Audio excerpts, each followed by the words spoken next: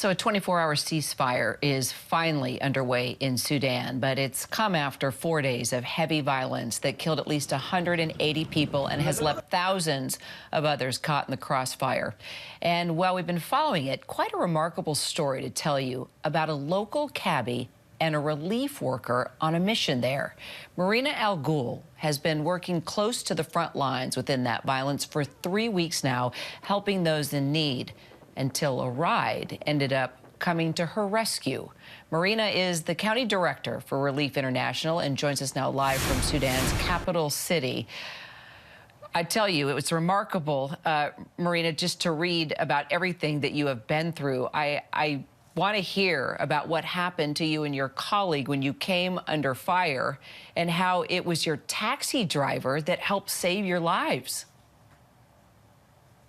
I mean, it wasn't just us. There were several of us who it was a Saturday morning. This wasn't expected. So, a lot of us were actually on the Nile River just enjoying a Saturday morning. And we were just leaving on our way back home. And before you knew it, there was just a buildup of troops.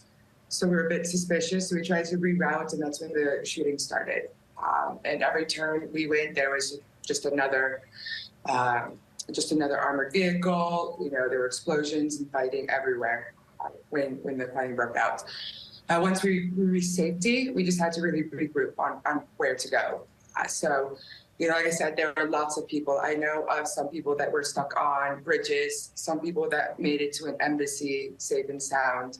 And then, local staff that were, stuck in schools, hospitals, malls, in the airports, anywhere where there was a safe space. So it was something that I think everyone at that moment went through because it was just so unexpected and it happened so rapidly.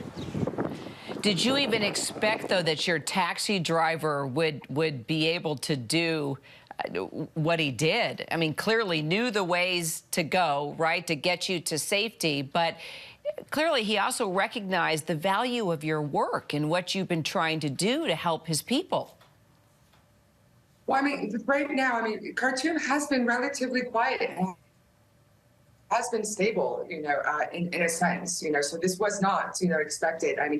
The taxi driver was, just as confused, to be honest, as we were. His head was down while we were driving. Wow. So he just kept on making turns until he could go straight ahead. It's not like, I don't think he knew the route, but more that, he was also afraid for his safety as well, So it was really just for all of us to get out of harm's way.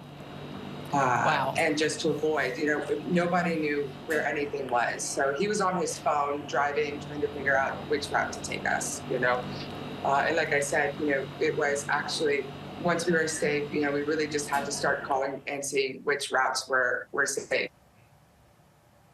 Yeah, it's the dangers that come along with... There was actually another American NGO, a light, that we were able...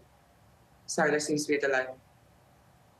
Sorry, our connection is a little tough, of course, because of where you are. But, just listening to how you all were caught off guard, you were clearly very lucky that you survived. And you know what you're up to because you've been working within this violence and trying to help the people. You've seen it when it's calm. You've seen it when it's really intense. And I know that you did lose a very close colleague. And I just want to give you a moment to lift up Ibrahim and all the work that he did. And it just, I think everybody needs to see what you are up against on a regular basis. But please tell us about him and his work.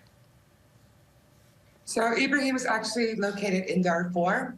So what's not very well in the news at the moment is that currently there is a lot of fighting in Darfur between, the two armed forces. So Ibrahim was a senior finance officer. He'd been working with RI since 2019. He is a father of four, and he was just, from what I understand, just helping someone, giving someone directions in the middle of the fighting, and just got caught up and was shot. And due to the clashes, they weren't able to actually assist him in any way. By the time they reached him, they couldn't even access hospitals because the fighting was so difficult.